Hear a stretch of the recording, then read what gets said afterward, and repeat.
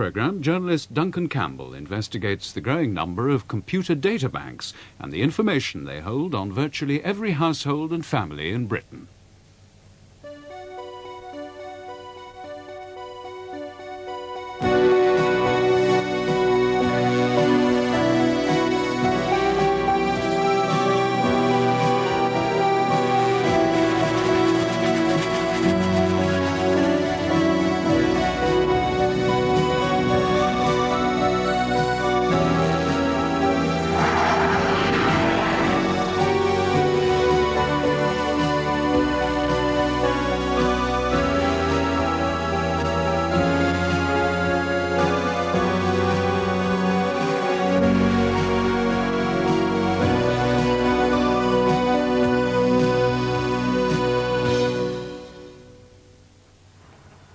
The man whose identity we've had to conceal is a mole.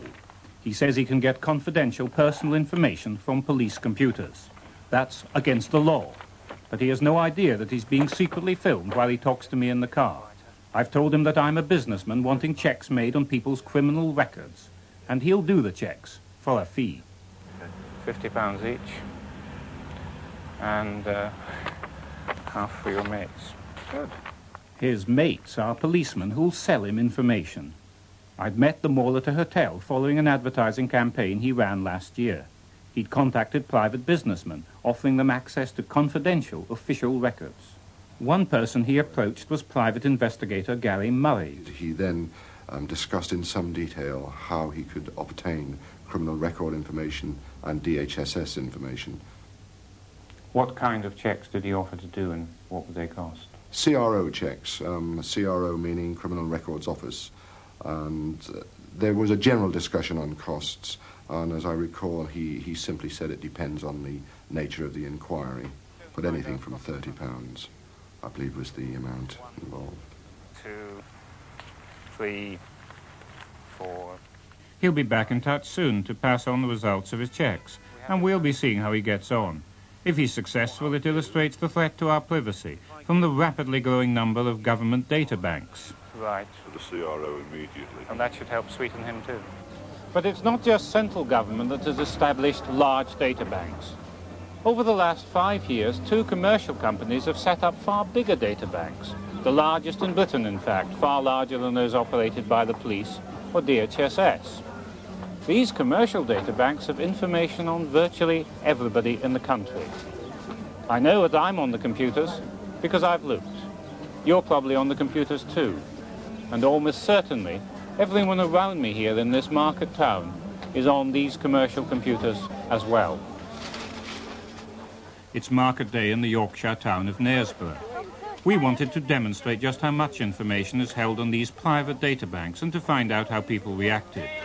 Inside the Tourist Information Centre in the town square, we set up a computer inquiry system with a terminal and screen linked directly to 2 private data banks.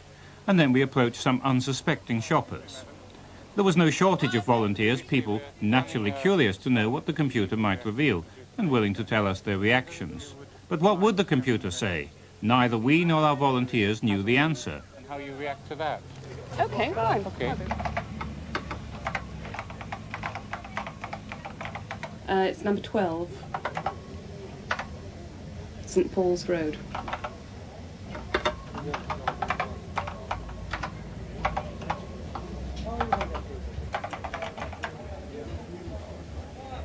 And it's come back with the name of a man who doesn't have your surname. Mm-hmm. Is that the man's name known to you? Yes, that's my husband. How do you feel? Anne Watson's normally known by her maiden name because of her work. I think that's absolutely disgusting. I mean, I don't see why you should have access to that kind of information. I mean, that in particular could be quite embarrassing, couldn't it? I mean, it's bad enough that we just get vast amounts of unsolicited mail, you know, buy this, buy that, and phone call financial services, speaking as though they're personal phone calls. Now you can understand why.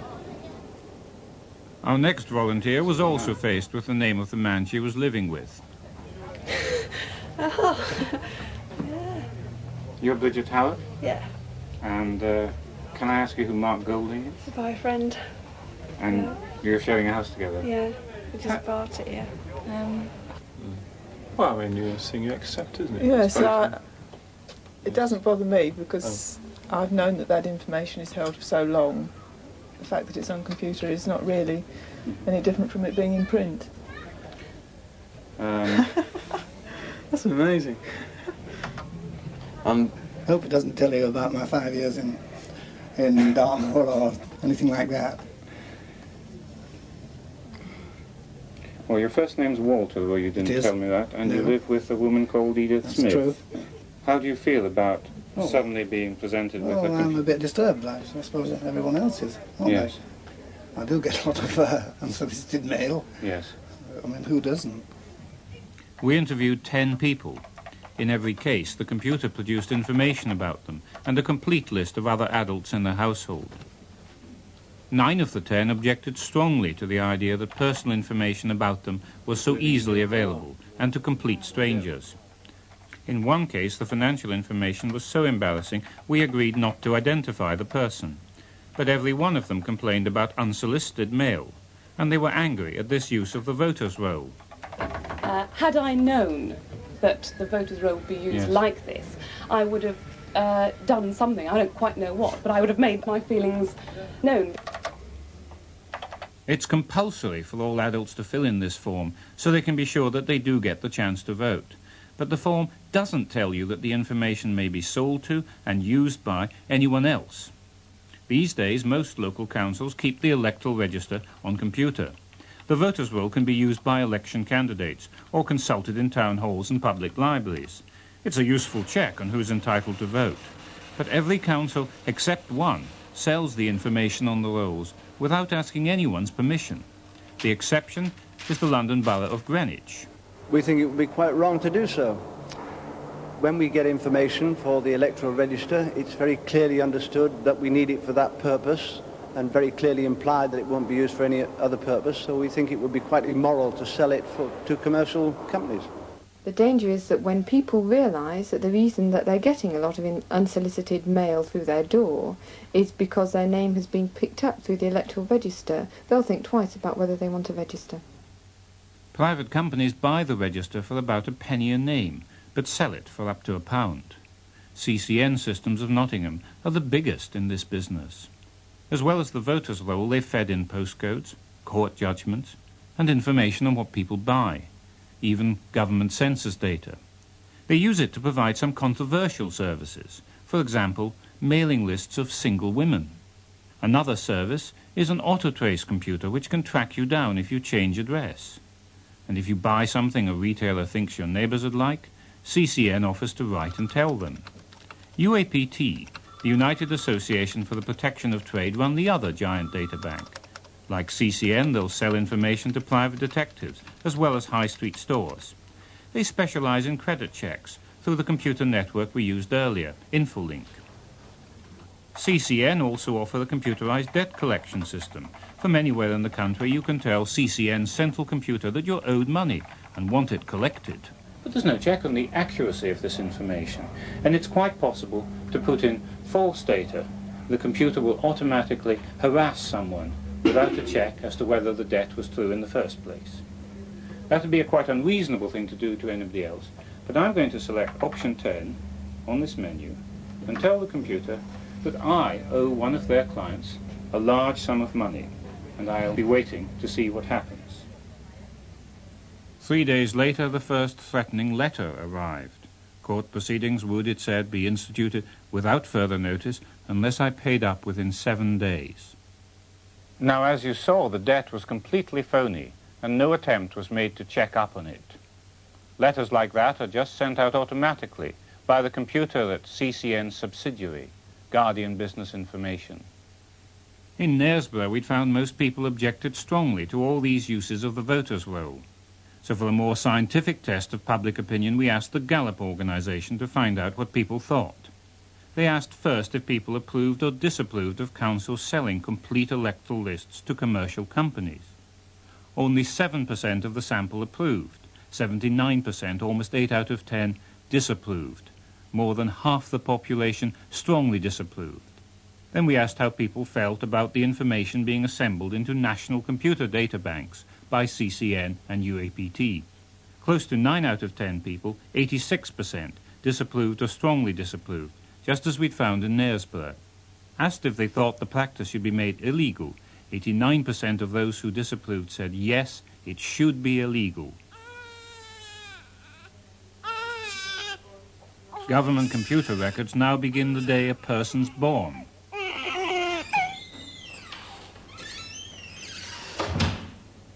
Well, what weight do you think she was? As soon as the new baby arrives, whether at home or in hospital, the person attending delivery has to fill in a notification of birth form. In this hospital, the ward sister can feed the information about baby Carrie MacDonald and her parents directly into the hospital's own computer, and from there it'll be relayed to the local health authority. The main purpose of the notification of birth system is to ensure that Carrie and other babies like her come under the automatic supervision of the National Health Service. Procedures like immunization can be monitored, and that's clearly in the child's interest.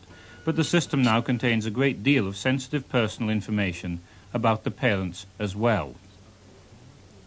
I think the greatest concern is many people do not realise that this information is actually put onto computer. A hospital administrator who increasingly will have access to more and more sensitive data on the patients within the hospital could come under some pressure to release that information to official bodies outside of the health service, for example, the police. This has already happened in the past. We know it has because the British Medical Association has been upset about it happening, and I think it's more likely to happen in the future. Soon, Carrie MacDonald will have a record here at the central office of the Department of Health and Social Security. Their Newcastle Computer Centre is soon to be home to the most ambitious government computer project this century, the Central Index of the DHSS, a population register on virtually everyone.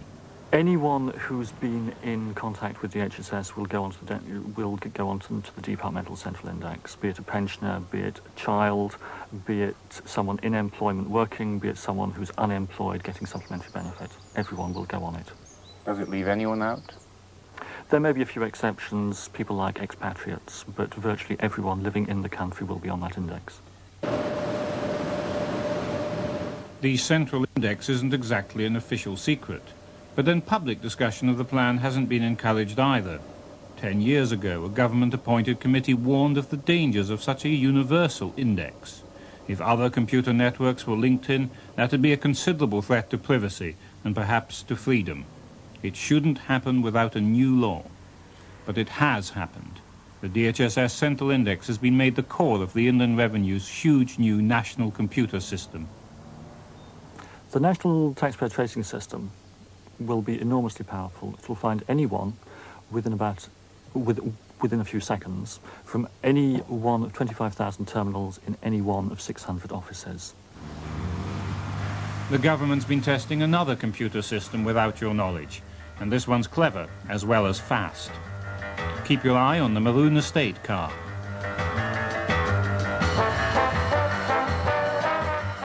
Someone else is watching too, and they want to find this car and its driver quickly.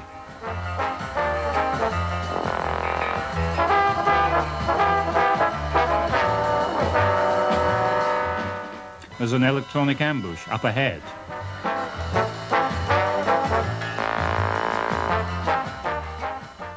The computer scans the number plates.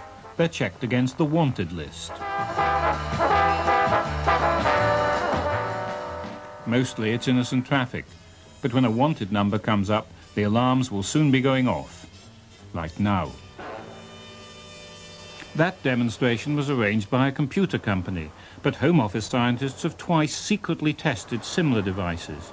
After a second scanner was installed in the M1, the government was asked a direct question, but their answer to MP Michael Meacher was, to say the least, incomplete. I think it was misleading because Meacher was quite specific in what he wanted, and it didn't refer to the previous device at all. The description quite clearly fitted the device which was already working in Bedfordshire. And in fact, the public were never told that they were the guinea pigs in the experiment.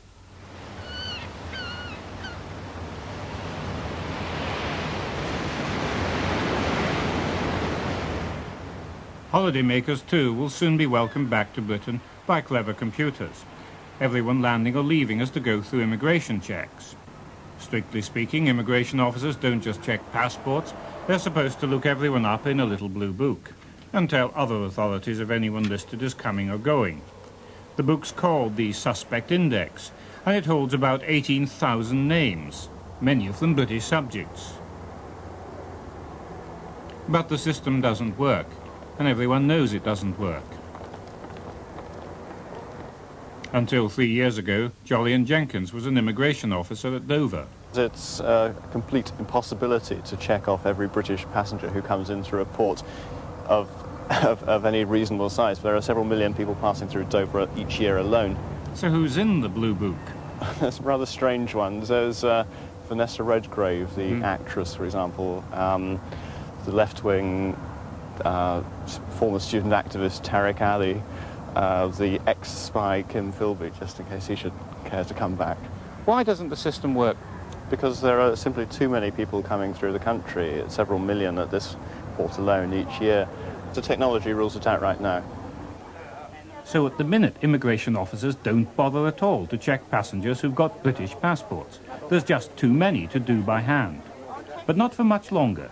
Like the rest of the EEC, Britain plans to introduce machine-readable passports starting next year. These new-style passports are simply pushed into a special reader. But feeding all the information into a computer network wasn't how the Home Office first presented its plans to the public. The Home Office emphasised that the machine-readable passports would ease the queues at such places at Gatwick and Heathrow. There was very little, if any, mention that it was to be connected up to a suspect index in the early stages. Did you have any evidence that suggested that this wasn't the whole truth? Yes, I had come across a document which was an internal Home Office document written several years earlier, which quite clearly stated that the intention of machine-readable passports was to use them as a basis for reading automatically people entering and leaving the country and to compare their names against a suspect index. This is the document, and it could hardly be more explicit about the SI, the suspect index. One of the major benefits of an automated machine-readable passport system is the potential for performing automatic SI checks. An effective SI system can only be achieved through some form of automation. So it'll increase the capacity of the index. More names will be entered onto the computer because the computer can store more information than in a book. So the prospects in terms of threats to privacy are concerned, I think, are quite bleak because the problems aren't being addressed at the moment. Computers that can read passports, car number plates, and even understand what's said to them perhaps don't seem too surprising anymore. But they are machines. They're fast and clever and relentless, and they don't know or care about your right to privacy. The government's own Data Protection Committee foresaw these dangers, but the warnings fell on deaf ears. Apart from one or two rather disparaging remarks by a junior minister of the Home Office, the Callaghan government didn't respond, other than doing what all governments do on these occasions, send the report out to all those who've already contributed to it and ask people what they think of it. Why should they do that? I don't know. The cynics would say this is another way of ensuring that time passes. Nevertheless, 6 years after Sir Norman reported, the Data Protection Act was finally passed by Parliament in 1984, an auspicious year. In the end, it wasn't a newfound concern for the individual's right to privacy that moved the government to act. It was economic necessity. It didn't really have any choice. There was a convention from the Council of Europe which required all the European states to implement such an act, and had we not done so, we would have suffered some trade damage, inasmuch as those countries with such an act would not have been allowed to trade with us in respect of computer information. At first, the Home Office suggested that the person who had to protect the public's right to privacy, the Data Protection Registrar, should be a government official, from the Home Office itself. Experts were staggered by this idea. It hardly seemed to me to be capable of being taken seriously. It was such a travesty of a proposal, and it did so miss the mark, the central point of the importance of data protection as seemed to be part of the protection of the individual against the untrammeled use of state power. Well, it's a Home Office that a lot of people who write to us are complaining about.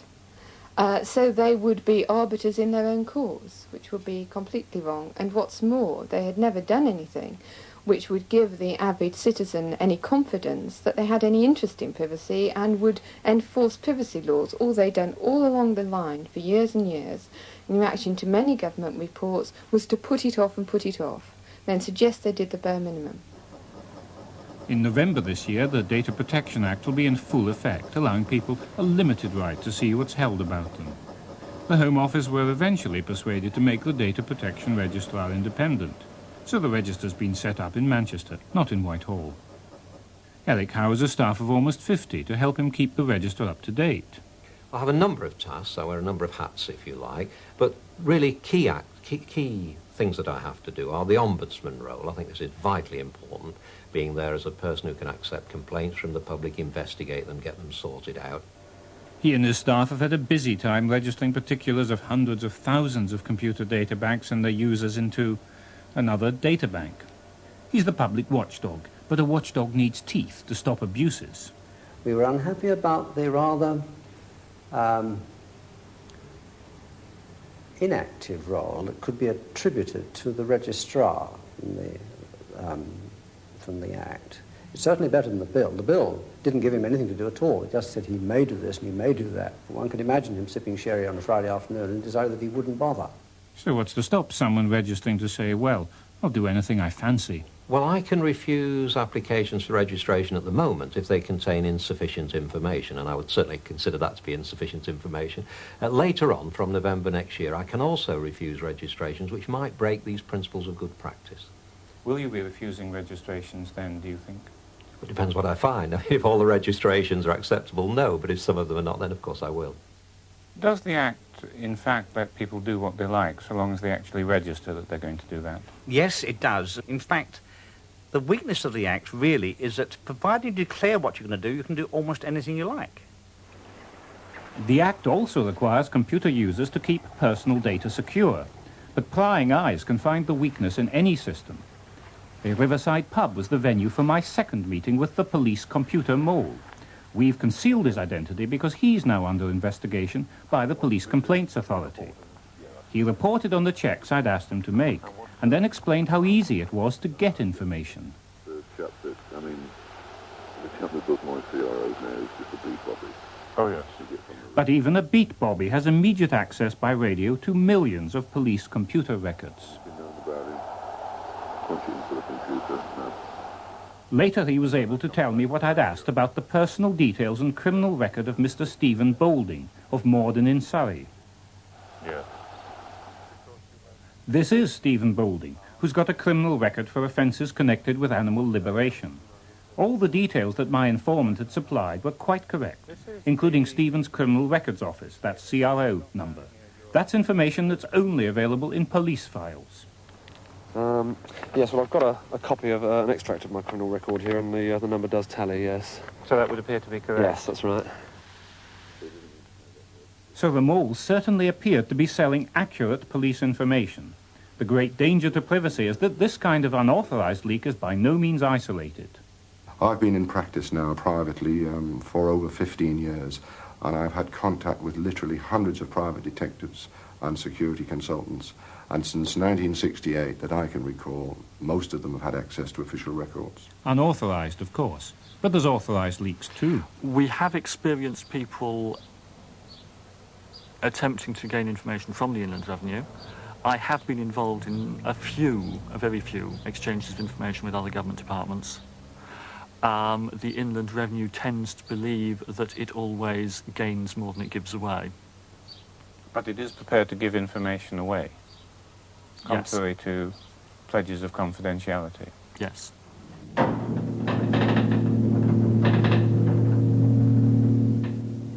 Tight security is in force at the Police National Computer Complex at Hendon, North London. But steel doors are no protection against an inside job, and neither's the Data Protection Act. It's littered with serious loopholes. Some organisations, like the police, Inland Revenue and security services, are given special dispensation under the Act. They can store information on their computers that's been illegally acquired, or taken from another data bank that had promised to keep personal information private. Entries in the Data Protection Register are supposed to list anyone who has access, but these organisations can dip in for a fishing trip without leaving a record they've been there. So REACT actually requires users to tell lies.